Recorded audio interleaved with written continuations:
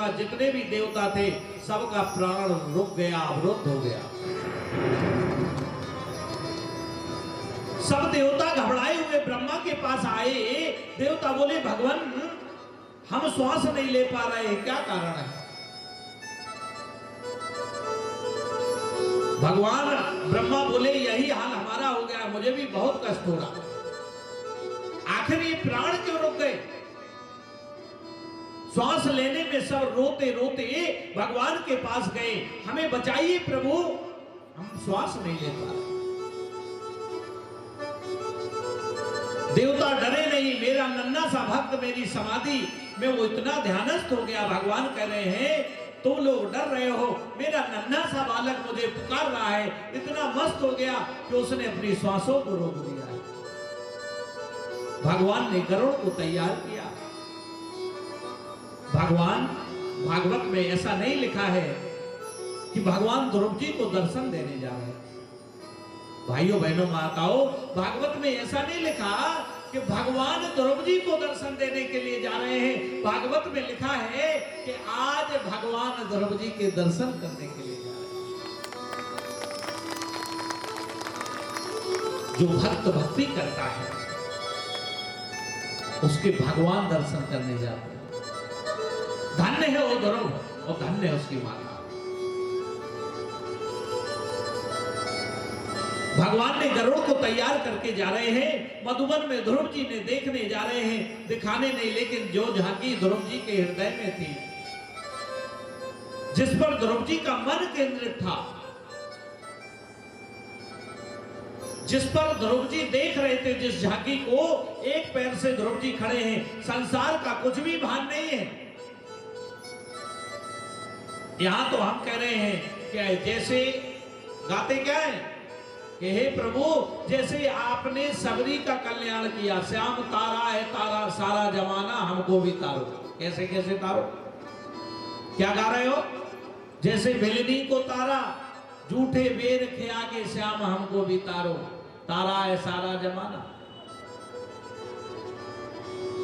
क्या गा रहे हो कि हे प्रभु हमें भी तारो, जैसे भिलनी को तारा, जैसे मीरा को तारा, जैसे ध्रुव को तारा।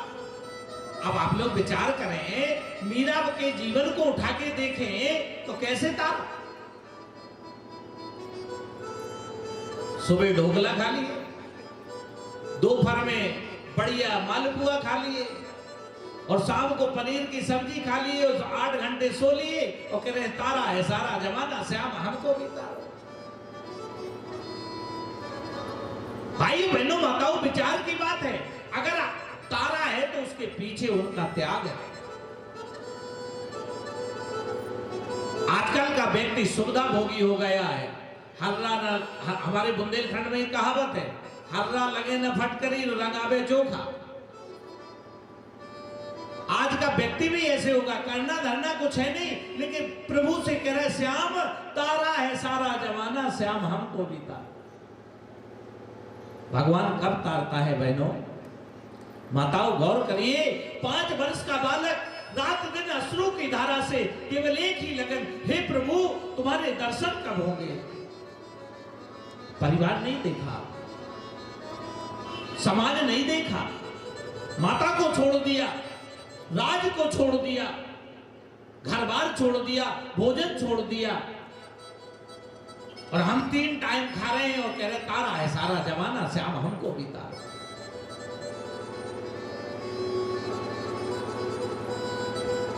मिटते वही हैं। आप लोग ध्यान देना, कभी भी मिटना पड़ता है, बिना मिटे कुछ नहीं होता है। कि मिटा दे अपनी हस्ती को गर मर्तवा चाहे, और दाना खाक में मिलकर गुले गुलजार होता है। मिटना पड़ता है। अभी आप गेहूं बोएंगे या बो दिया होगा तो आप देखते हैं गेहूं मिट्टी के संसर्ग पा करके अपने आप को खत्म कर देता है। भाइयों बहनों माताओं, भक्ति में भी मिटना पड़ता है। मिटा दे अपनी हस्ती को गर मर्तवा चाहे, दाना खाक में मिलकर गुले गुलजार होता है।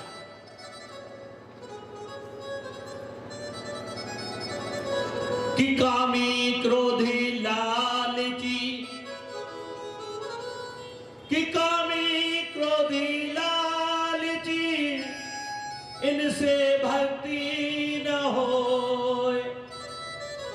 और भक्ति करे कोई सूरमा, जाति वर्ण कुल खोए। भक्ति सबके बस की नहीं है। भक्ति करे कोई सूरमा, जाति वर्ण कुल खोए। मिटना पड़ता, मिटे। जो जो संसार में भक्त हुए हैं उनके जीवन में कल्याण अगर हुआ है तो अपने जीवन को मिटाया है। तन से मिटाओगे तो तन पाओगे, मन से मिटोगे तो मन पाओगे, और धन से मिटोगे तो धन पाओगे। बोली वृंदावन बिहारी लाल की। भाई बहनों मत आओ, मिटना पड़ेगा। आज ध्रुव ने अपने आप को गला दिया, भक्ति में मिटा दिया, तो आज साक्षात नारायण बाहर खड़ा है चतुर्भुज रूप में। बेटा आंखें खोलो, बेटा मैं तेरे सामने खड़ा हूं। आज भगवान भी मजबूर हो गया। अरे अपने कर्मों को इतना बढ़ा दीजिए कि भगवान मजबूर हो जाए। भगवान के दर्शन के लिए नहीं, भगवान आपके दर्शन के लिए मजबूर हो जाए। अपने आप को मिटा दिया। लोग कहते हैं हम भगवान के दर्शन के लिए जा रहे हैं, लेकिन जो भगवान के लिए मिटता है, ये गेरुआ वस्त्र बैठे पहने हैं, क्या इनके पास संसार नहीं था? विचार करिए, क्यों संतों की महत्ता है। गेरुआ वस्त्र त्याग का वस्त्र है। इन्होंने घर छोड़ा, परिवार छोड़ा, किसके लिए? आज एक एक भक्त के लिए। क्या मामला था इनका? लेकिन आज देखिए आपके बीच में आ रहे हैं, प्रतिदिन आ रहे हैं कि किसी ना किसी रूप में इस मानव समाज का कल्याण हो जाए। भाई बहनों मत आओ, मिटना पड़ता। आज ध्रुव जब मिटा तो भगवान चतुर्भुज रूप पर खड़े हैं और ध्रुव अंदर झांकी देख रहा है। बार बार बुलाया, लेकिन आंखों के सामने आंखें नहीं खोलना है, क्योंकि गुरु ने कहा था कोई कितना भी विघ्न डाले तू अपने लक्ष्य से मत भटकना। ध्यान देना, ये भक्ति लाइन है। इस भक्ति लाइन पे, जो सही लाइन पे ध्यान देना। एक और शब्द में कह रहा हूं, अगर आप सही रास्ते पे चल रहे हैं तो पता कैसे चलेगा? अगर आप सही रास्ते पर चल रहे हैं तो कैसे पता चलेगा? जितना ज्यादा आपके रास्ते में विघ्न आएंगे तो समझिए आपका रास्ता ठीक है, सत्य का रास्ता। अगर रास्ते में कोई कठिनाई नहीं है तो आपका रास्ता ठीक नहीं। जिस रास्ते में कठिनाई शुरू हो जाए तो समझिए मेरा रास्ता बिल्कुल मैं ठीक चल रहा हूं। लेकिन भाई बहनों मत आओ, विचार करो, रास्ता नहीं बदल रहा कि पड़े रहो दरबार में धक्का धनी के खाए, और कबहू तो धनी निवाजी हैं जो दर छोड़े जाए। कभी ना कभी वो परमात्मा आपको निवाजेंगे, आपको हृदय से लगाएंगे, गले से लगाएंगे। लेकिन ध्यान देना, कभी कठिनाइयों में पड़ करके रास्ता मत बदलना।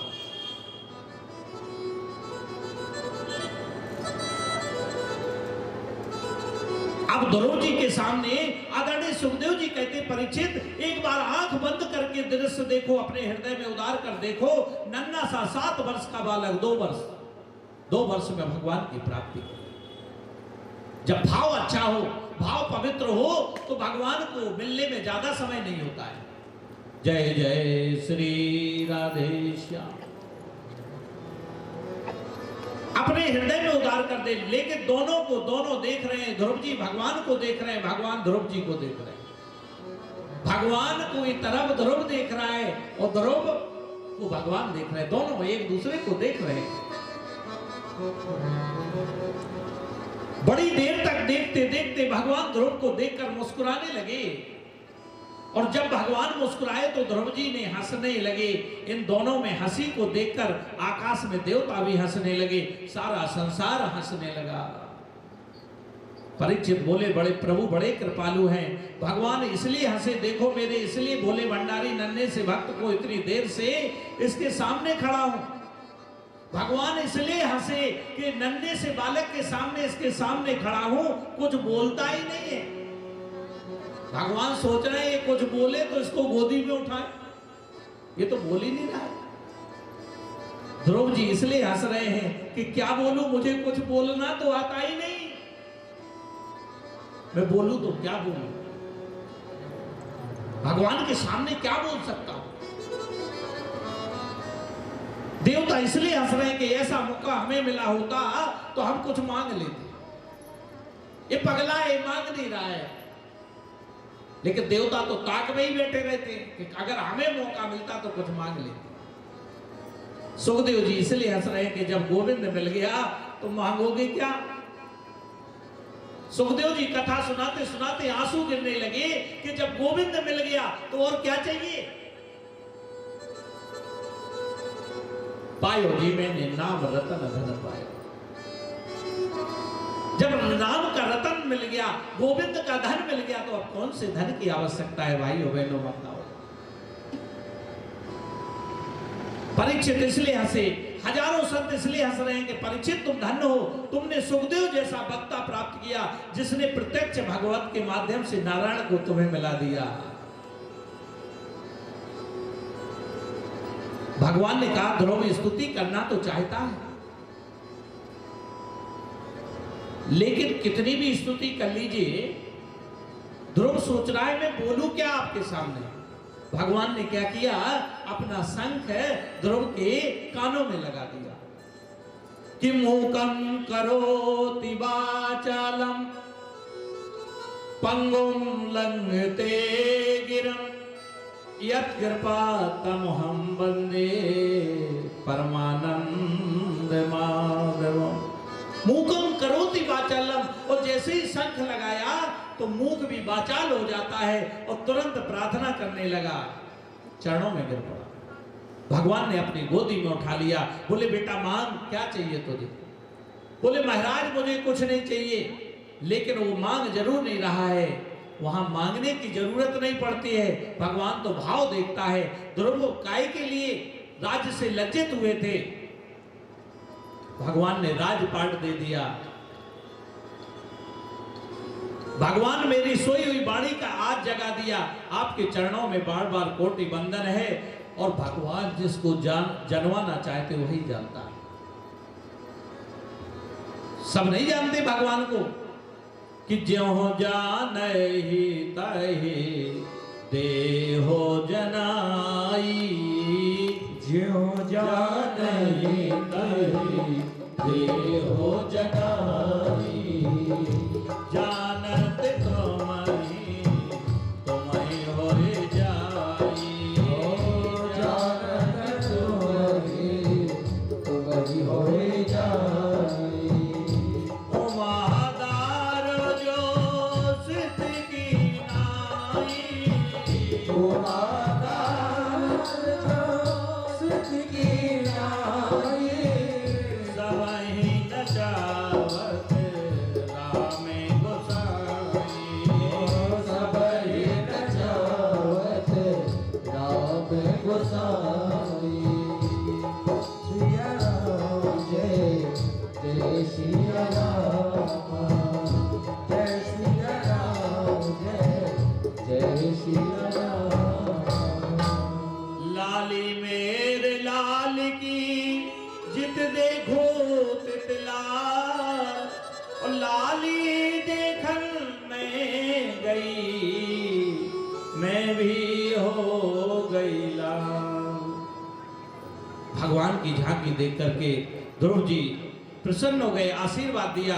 ध्रुव जी आज भगवान को प्राप्त करके अपने घर आ रहे हैं। धन्य है ध्रुव की माता सुनीति जी को, जो ऐसा बालक प्रकट किया, जन्म दिया ऐसे बालक को।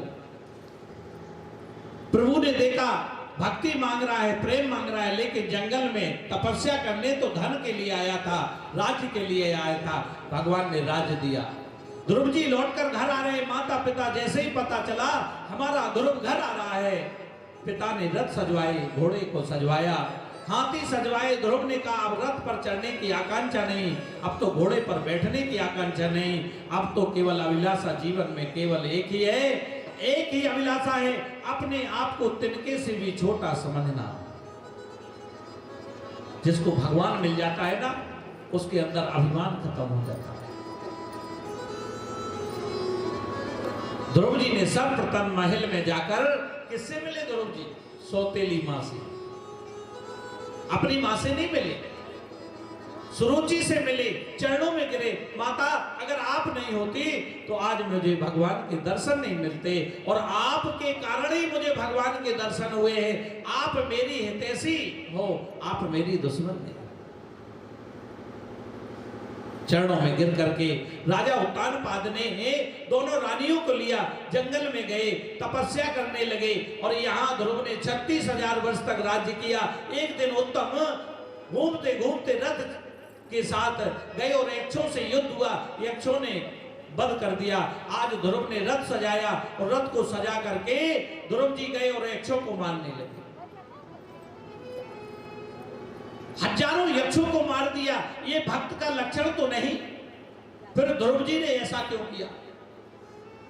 इसका सीधा सा जवाब है कि महात्मा ध्रुव जी को भगवान का दर्शन भी हुआ, ध्यान देना भाइयों बहनों माताओं, परंतु अभी सत्संग नहीं मिला था।